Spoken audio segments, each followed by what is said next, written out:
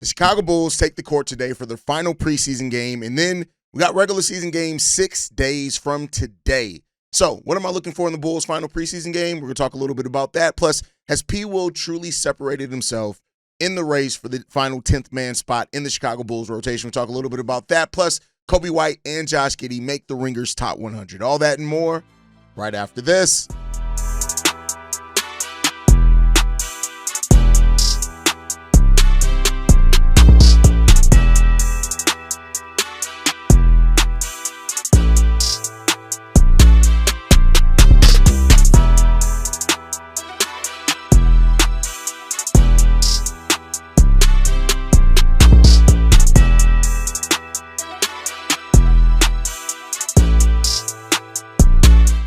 What's going on, Bulls fans? Welcome to another episode of Chicago Bulls Central, your number one spot for everything Chicago Bulls related. I'm the host there, Haize, but more importantly, you guys can follow the channel at Bulls Central Pod on every social media platform we happen to be on. With that said, let's go ahead and get into this content for today, y'all. And yeah, I'm losing my voice.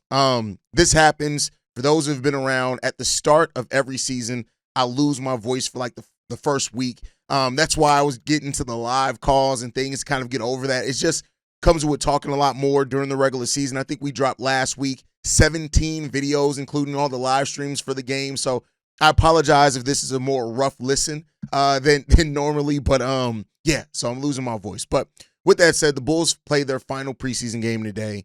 And I want to talk about the list of things that I'm looking for in this final preseason game. And this is all realistic, right? This isn't a list of me trying to necessarily look for something that is outside the norm. Like, I'm not looking for Dalen Terry to put up 30, right? Something like that. But first, I think the first thing on the list is that just Matas Buzelis to continue showing that he's ready for the season.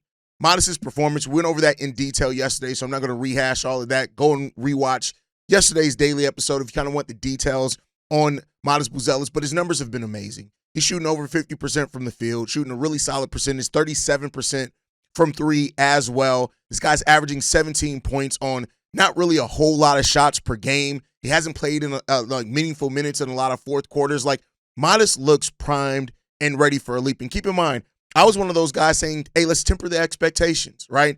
And I still say that because I think that's putting a lot on a player. And Matas Buzelis' growth isn't going to be just based off offensively either, right? You want to see how he makes a step defensively, how he's better handling those things. But the things that we've seen for Matas that could continue into the season is just him taking players off the dribble. That's been such an evident part of his game this season as far as the growth, right? Matas didn't dribble a lot last year, but now you're seeing a Matas Buzelis that is putting the ball on the floor. He's understanding how to use his length against players on both sides of the ball, and it just better recognition. Like this, again, it's preseason, so we don't know if this is going to maintain into the regular season, but what we're seeing from Matas is a player that seems like he better recognizes how to use his natural gifts on the basketball court, and that's turning into functional things that he can do on the court, right? And so that's really good because the game hasn't even slowed down really to Matas yet. Like, I almost said that it appears like the game is slowing down to him, but I know I've watched NBA too long. I've heard too many NBA players talk. The game, it starts to slow down, but it hasn't slowed down to him yet, right? So there's a whole nother gear that he could take it to. All the potential that people talk about with Matas, that star level potential that's there, it's all there. It's there. How much of it is he going to hit on? And I tell you what, the growth that he's shown already just in year 2 has been tremendous. And so, I think that he's going to get more opportunities on ball, both as a facilitator and as trying to create his own shot. The defense, and this is the thing. This is the season where you want to see Matas take the step into being more of a two-way player. I'm not saying that he needs to be a two-way player on like the level of Ayo Dosunmu, but if Matas in year 2 starts looking more like a two-way player, especially on ball, point of attack defense, man, with his length and his size and the added strength that he's had, that's going to go a long way. So, the reason why I've put like my personal expectations for Matas aren't 17 or 18 points per game. I love him to live around 15 points per game. And the reason why is because I want to see him make a step defensively too. But I tell you what, if he makes that step defensively and can also get to 17 or so points per game, man, that would be one of the best second seasons that we've seen from a Chicago Bull in quite a long time. So let's see. But I do want to see in this final preseason game how much is Matas still showing that he's ready for the regular season. Then next, team-wise, do the Bulls avoid another slow start? At this point, we've had a slow start in basically every single preseason game, all four that we've played so far. So if it happens again in preseason game 5, I'm not going to be surprised by it. It's not really going to change anything in the way I view this team, but I just want to see if they can avoid that. Like, it's been talked about. The players have talked about it so much since that last game. It's been such a talking point. And I know that they're missing firepower. We're missing Coby. We're missing Kevin Huerter, right? We're missing, those players that are going to be like, and Trey didn't even play in the last one. We don't know if he's going to play in this one, right? So we'll see if they can avoid that, but that's just something that I'm going to be looking for, especially at the start of the season. The slow starts for the Bulls have been, really, when you go back and look at the games that they lost, if you just avoid those slow starts, they may win those games. Right now, every game has its own ebbs and flows, and the ebbs and flows from each team changes. The rotations change a little bit if you're not playing with the deficit or with an advantage and things like that, but you got to avoid those slow starts because that's what's going to put you in the best situation. And it's either slow starts or like years where the Bulls have had like those cold third quarters, right? Like, we want to avoid that type of thing. So we'll see if the Bulls can avoid that going into this one. The next one that I want to see is, does Ayo continue his play? He had a mid game against the Denver Nuggets, right? It wasn't a great game by any stretch of the imagination. He had 11 points, get into that starting lineup. Now, he did shoot 5 for 7 from the field.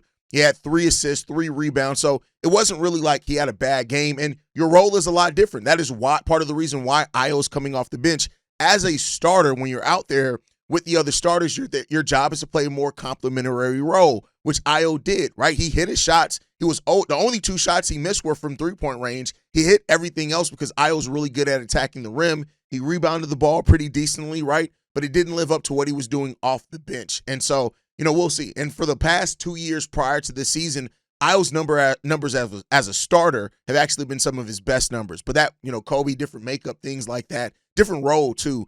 The last couple of years when he's been in the starting lineup, he's been playing the 3. Last year, now he's playing the 2 when he played in that last game. But Ayo's had the strongest preseason by any Chicago Bull not named Matas Buzelis. It's been Ayo Dosunmu and Matas as his 2 strongest preseasons for the Bulls. Not to say nobody else had a strong preseason, but the 2 strongest. And so does Ayo keep that up as well? Same thing that I said with Matas.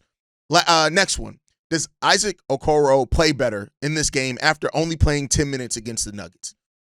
That's a question, right? And people are now rightfully so asking, is Isaac Okoro going to actually be the starting 3? Because he got benched. At 10 minutes played against the Denver Nuggets, he was 0 for 2. Isaac Okoro, as much as I've talked about the slow shooting in preseason from Nikola Vucevic, we also got to talk about the bad shooting from Isaac Okoro. Now, I do think he's going to have a lot different of a role once Coby's out there and they have every player out there. It's going to be a lot different. He's not going to be asked to make a whole lot of shots. But after, starting off preseason, scoring 11 points in the Bulls' first preseason game, it's been all single digits. 0 last game. He's shooting the ball like 20-something, 28, 29%-ish in that area, and that's just not good. Like, the thing with Okoro is that he's not out there to shoot a lot, right? And so, thus, you want to hit the shots that you take. Now, I will say this, the shots that Okoro has been taking aren't going to probably be as open as they will be in the regular season for him, because with having Coby and the ability to drive and those type of things. But I just did the numbers real quick. Isaac Okoro was shooting the ball 24.6%. Let's just round it up, 25% from preseason. Like, those numbers just aren't going to cut it for Isaac Okoro. Now, I know his role is mainly defense, and that's really good because he's going to be good at that. He's going to be consistent at that. But you have to be able to make at least the open shots, right? And so, that's the thing that's there. Not a great rebounder either, right? And that's fine. He's at the 3. He doesn't necessarily have to rebound a lot. But, I'm just seeing, does he have a game where he kind of solidifies more what we want to see from him in the regular season? Do we see a little bit more from him for that? Next up, Vooch. Oh, my God. Nikola Vucevic. Can the real Nikola Vucevic please stand up? Can you take at least one preseason game seriously? We talked yesterday about Vooch's performance. Vooch shot the ball like ass. He's been terrible objectively. I don't think he scored in double digits not once this preseason. Now, for what it's worth, he is a veteran, and not every veteran takes the role seriously in preseason because they know I'm just trying to make it through this without getting hurt, and I'll be there ready to go like I always am at the regular season, and I'm going to give it credit. Vooch probably is going to be that way, but damn, Vooch, it looks bad when you shoot the ball this bad. Don't rebound to your normal level either. Vooch just has looked bad this preseason. Bad. But I'll tell you what, Jalen Smith, we got one user that watches the channel that's like the Jalen Smith guy. Jalen Smith hasn't looked good either, right? This is one user. I'm not going to call him out. That's like Jalen Smith needs to start. He'll help the Bulls avoid slow starts. Jalen has been trash too. He's been trash. Now, he's hit one 3-point shot out of like 12 this preseason. It's not been good there. He shot the ball 12%, 0%. 50% in one game and 100% in the other, but like Jalen has not looked good either. He hasn't played a whole lot of minutes, so I think that shows he's not really in that rotation pretty strong for the Bulls, but Vooch has to play a lot better. He just has to ball out better. And then lastly, does Josh Giddey give us another good game before the season starts, right? Can he have another game like he had 25 points in the last game? It was the most we saw Josh Giddey look like Josh Giddey as far as being in attack mode. He's always assisted pretty well. He's been passing pretty well. Our numbers with moving the ball around are really good when he's on the court. But Giddey's just, again, another veteran. He just got his $100 million. So, he may kind of understand that it only being, 22, 23 years old, he may understand like, hey, it's preseason. I'll see you guys in the regular season, and that's fine as long as he turns it on. But do we get another really solid game from Josh Giddey? Let's hope so. But that's kind of what I'm looking for. Not all the things, but just some things off the top of my mind. Let me know what you guys think down below. What do you think in regards to what are you looking for in the Chicago Bulls last preseason game? Let me know what you guys think on that down below. With that said, I want to talk about this. Has P. Will won the battle for the 10th man spot? That's the question I want to have here, right? We know in the rotation, and I think most people agree with this unless they're just trying to be, anti people, right? Counterproductive, counter conversation, whatever it is that the starting five is going to be Coby White, Josh Giddey, Isaac Okoro, Matas Buzelis, Nikola Vucevic, right? We're just saying that's the projected starting five. So that leaves Trey Jones, Io, Zach Collins, Kevin Huerter. Those four guys probably definitely in the rotation if they're healthy. Will Kevin Huerter be healthy? We don't know, right? And so we came into this preseason with Jalen and P. Will and Dalen Terry and Julian Phillips and Noah Essengay. Those five guys fighting over the 10th man spot, right?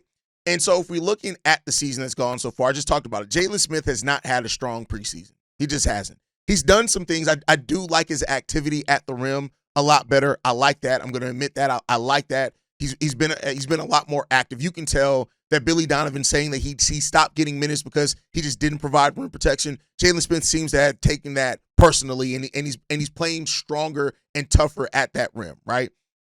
Julian Phillips has been out the majority of preseason. We haven't seen him. It's hard to say he's in the rotation.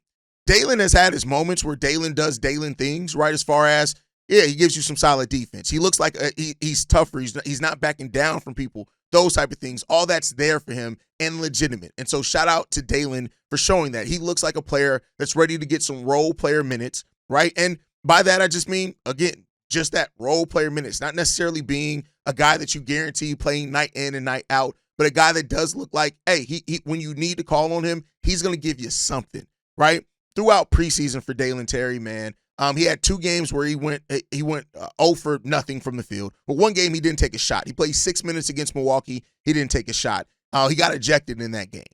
He went 2 for 3 against the first game against Cleveland, 0 for 5 the second game. And then the last game against Denver, he went 3 of 6 for 11 points, 6 rebounds, 1 steal, and showed, hey, I got some that Swiss Army knife type ability that we looked at when he was drafted. He's shown that that's there, right? Noah Essengay has had himself a strong preseason, but his is more of the things that don't show in the box score, right? His is more of the, hey, I'm getting active. Outside of getting to the free throw line, which is really good, and this team does need that. Noah Essengay's all activity, which I'm not saying as a bad thing. I'm just saying that's really where the strength from Noah Essengay has come. But we know this is a extremely young kid, man. He's 18 years old. And so it's always kind of thought that he's going to spend some time in the G League before earning that time in that. And that leaves Patrick Williams. Patrick Williams we went over his numbers. He's averaging, right around his normal 9-ish points per game, which is solid. He's shooting the ball decently from the field. Not great, but it's solid, right? He's shooting the three pretty good, right? And so the thing with P. Will is always going to be about consistency. We played a clip from Billy Donovan kind of earlier, a couple of games ago when he talked about P. Will and was like, hey, listen, there are going to be some games where P. Will doesn't bring it and he may not be in the rotation. And, he's been honest about that. But for P. Will shooting the ball 58% from the field, I just had to do the numbers on that one. They don't give averages for preseason, so I got to do that. Shooting the ball 58% from the field, if he's going to be that and be that consistently, shooting over 40% from three, that is a 10th man. And let's talk about the things that he's doing not scoring. Now, he has had 10, 8, 11, and 9. That's what he scored in each of the 4 preseason games so far. So it's been okay, right? But what he's doing outside of the scoring, he's had 2 games of 5 assists, 1 game of 3, 1 game of 1. The rebounding has been a little bit stronger too, but still averaging around that 4, right? Which is cool there. Turnovers have been a thing kind of inconsistently for him, but has he earned that? And some people are having the conversation saying, hey, maybe P. Will should still be the starting 3. I'm not ready to say that because I think Billy Donovan isn't ready to say that either. I think the thing with P. Will is that if you judge it off, you have to ask, is he going to do it consistently, right? And I think we're going to have to go through 10, 15 games in the regular season before you're ready to say anything's going to be consistent for P. Will. I think that's just fair based off what he's done over his career. But I do think P. Will has shown himself like he's ready for that 10th man role. And I think the conversation here that people have about P. Will and need to have about P. Will, there's still a lot of people that aren't removing him being drafted 4th overall. He's not living up to that hype. There's still some people that aren't removing him and the contract. He's not going to live up to that contract. All those things are done. They're written. You can't stop those things. The question now is how well can he play in his role, right? And that role being either the 9th or the 10th guy. Can he play consistently in that role? And that's what he's going to have to show. And I think that's going to be the thing that we have to look at for P. Will this season is how consistent can he be? And when that consistency falls off, if he has a bad game or two, how quickly does he bounce back? What we've seen from P. Will over his career is that he gets in these ruts and then he'll stay there for a month or more, right? And you can't do that even with being the 10th man. You can't do that. In some ways, you have less of a leash when you are that because you got other guys that Billy Donovan can look at and say, hey, in this matchup, for the 8 minutes I'm going to have this guy out there, I trust them to be more consistent, right? So that's what P. Will is going to be, and that's what the season's going to have to be for him. Like I've said, I have removed the 4th overall pick expectations from me. I'm looking at P. Will at what he can do for the Bulls in this current role, and can he do that consistently? He's not going to be asked to do a lot. Hit your open shots. When they're there, take them. When Josh Giddey or Coby or Trey Jones creates an open look for you, take that shot. Play solid defense. Go after, crash the boards, right? He just has to do role player type things. And those are things that we've seen much lesser players than P. Will do consistently in this time that we've had him. Now he has to go out and be that guy. He has to go out and play that Javonte Green role, right? He has to do that. He has to be the Torrey Craig for this roster, right? He has to do that. And we'll see if P. Will can do that consistently because while he may never live up to the hype, I'm not going to act like P. Will can't be one of those guys that we look back on years down the road and be like, hey, you know who's had a pretty solid season as a role player for X team? Maybe it's not the Bulls, but that P. Will. He's had a really solid defensive year. He shot the ball 45% from the field, 38% from 3, solid defense. Like, I think he can be that guy. And we'll see if he can be that for this team because if you have a P. Will that is giving you that defensive play and hitting open shots, that's something that teams want, especially when you're looking at the 9th or 10-man role. Again, I'm not a P. Will guy. I personally think if P. Will has a hot start to the season, you still trade his ass if any team's even giving you a couple of seconds for it. But, we'll see what happens with that one, right? All right, last topic of the day before we get up out of here. Josh Giddey and Coby White made the Ringer's top 100 list. Coby White came in at number 69, and Josh Giddey came in at number 75. Coby White now ranks above Zach LaVine and DeMar DeRozan. He also ranked above Drew Holiday and Paul George. That's not bad at all for Coby White. I think as well, when you look at the fact that Coby and Josh Giddey made this list, Coby White's 25, Josh Giddey's 23, right? So you have these young players that are making these lists. Now, these lists really mean nothing. It's based off the writer, what criteria they feel. That's why top 100 lists are so wildly different depending on what place you look at, right?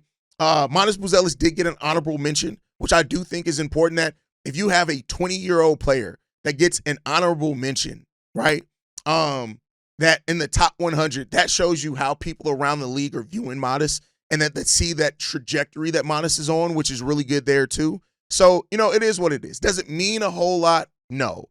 But it's cool to see your guys named on lists like this. It's cool to see that despite how the Bulls are talked about, that there is still some talent on this roster. And that's the thing that I've always said. There is talent on this roster. We just got to see how it's going to continue to develop together and individually, and then where the team can end up getting in that, right? And so we shall see. But that's my time for today, guys. Make sure you guys are following us at Bulls Central Pod. You can send us any feedback, questions, comments, concerns, bullscentralpod@gmail.com. And lastly, if you want to leave a text message and our voicemail for the mailbag, the number to do so, 773-270-2799. We are the number one spot for everything Chicago Bulls related, but that is thanks to you, lovely and beautiful people. And like I like to end every episode on, go Bulls. Love you guys. See you right if you can, y'all. Peace. This has been a presentation of the Break Media.